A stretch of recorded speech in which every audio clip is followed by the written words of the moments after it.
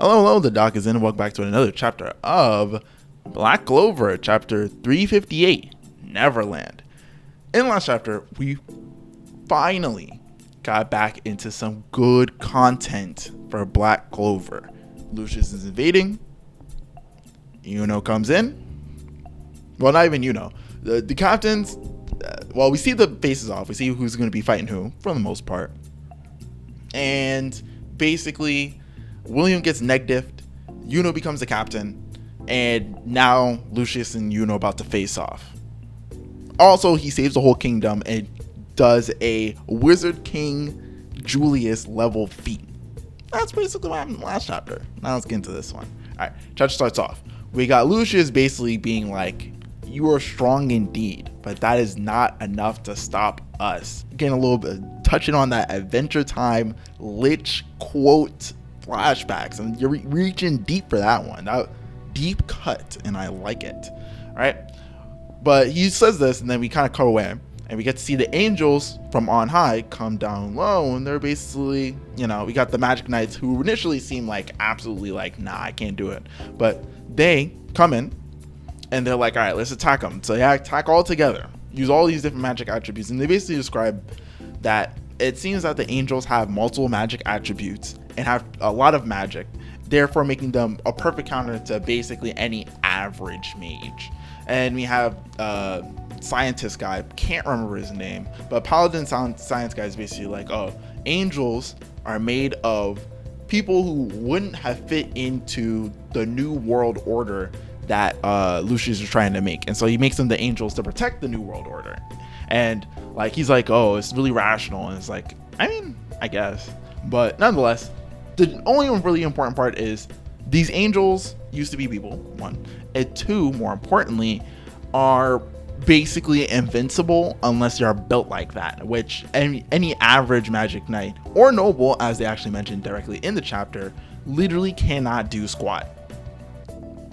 And it seems like everybody's giving up for the most part, but we get two named characters from way back when. That one mushroom guy from I forget, it was like that tournament thing that all the Magic Knights were doing to get like the squad to be on the elf team or whatever, right? He shows up and he's basically like, we gotta protect the people, that's our job. And Soul from the Blue Rose, I think she's the one who's usually hanging around Charlotte. But nonetheless, basically what she does is she comes in, she's like, well, even if they are stronger than us, we still gotta fight back. And she basically kind of like semi quotes the life story of Yuno and Asta, where she's like, lower class people fought hard to become strong, and that's how they'll stand with these people, so we gotta do the same.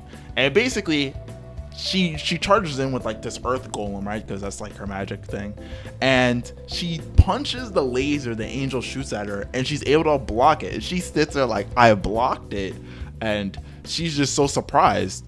And then in my head, I'm just like, so you were a suicide charger? So you said all this powerful quote, and we're gonna just proceed to die? That was your low-key plan.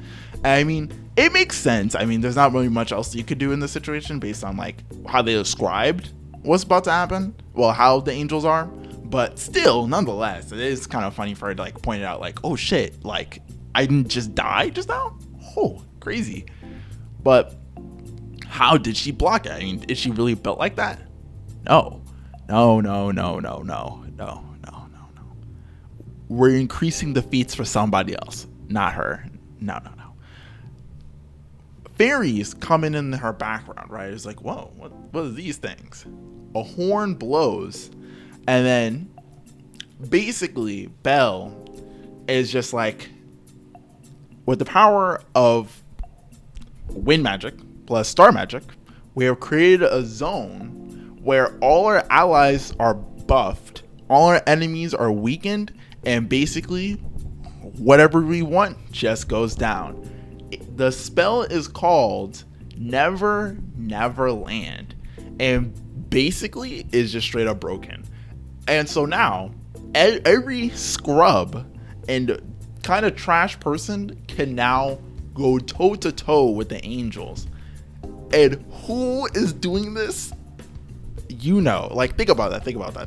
This is well, not literally, but this is effectively what happened in the war arc of Naruto. This is Naruto running around, giving everybody a little slap on the hand, a little dap up to give them the buff necessary to like be effective.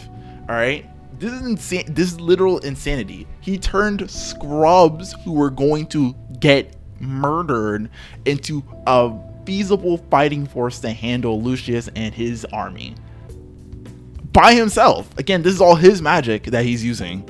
All right, insanity.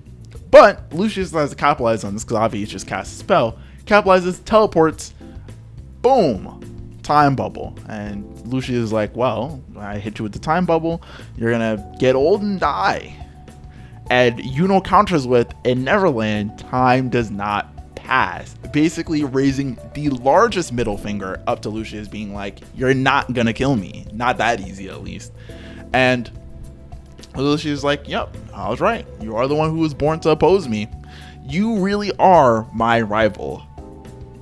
Yuno took offense to that. He pulls out his Spirit of Zephyr sword and he had to let it be known, you're not my rival, and swings on Lucius. End of chapter. Break next week, so that's a little depressing, but damn, that, like I said, we're finally getting some quality Black Clover content. I'm here for it.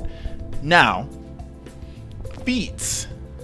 Yuno is Wizard King level. They quite literally have Klaus, and also Golden Dawn shows up as part of like the fighting force or whatever. They finally make their appearance proper, but Klaus just directly says like, I admit it, you have what it takes to be the next Wizard King. There's no better way to put it. He is, I mean, again, he literally turned scrubs into heroes by himself, single-handedly made the war go from, oh, we're gonna all die, to be like, damn, like we have a solid shot for this. Insanity. So yeah, that's pretty exciting. The angels seem basically fairly, I mean, insanely overpowered. I mean, yeah, that's a thing, but it seems like they're going to be handled, so it seems like we're just pushing those to the background, which should be fine. And Yuno and Lucius are going to go back and forth probably in the next chapter and going forward for quite a while. How that's going to play out, I'm not quite sure. So time magic's completely useless, so the question, well, not even the question, but probably the way the direction is going to go is either one, Lucius is going to have to do the same kind of treatment to Yuno as he gave to Asa, which is basically like, I'm just going to throw hands, and he's gonna throw hands, or maybe use devil's magic since he has a lot of devil's powers inside of him. He could also use his soul magic and so on and so forth. There's a lot of different directions of how exactly Lucius could go about taking on Yuno, but Yuno's not one to be trifled with. Literally, Lucius is pointing out Yuno as the counter to him, like as like the one other person as the dark counter besides Asa, who's just a counter to everybody. So I'm here for it. I'm assuming there's going to be a lot of like character moments, so all characters that we haven't seen in a while. We're going to see a lot more characters like Soul and the mushroom guy. They're going to show up, get a little moment, do something cool. It's going to be nice. I mean, obviously not as excited for that as like characters that we like really care about. Like I want to see the captains go crazy. Like obviously we got Yami, Charlotte's another one, Jack. I personally want to see Jack literally cut, like I want him to have a little bit of a Kenpachi moment. All right, you got one Jack. I want him to go a little bit Kenpachi. All right, in the 1,000-Year Blood War arc, and just go full, I can cut anything kind of beat. All right, I just want him to start slicing shit that's actually insane. Now, will that happen? Maybe, maybe not. But I still think it'd be cool if it did happen.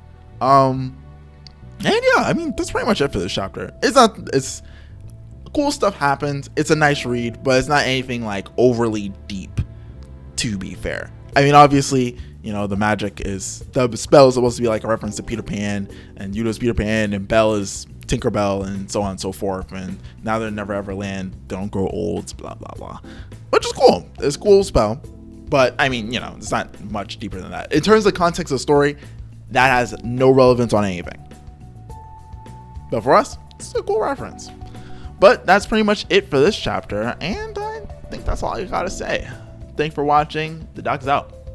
Peace. Thank you for watching. Feel free to subscribe and watch the videos on the right. Other than that, the Doc is out. Bye.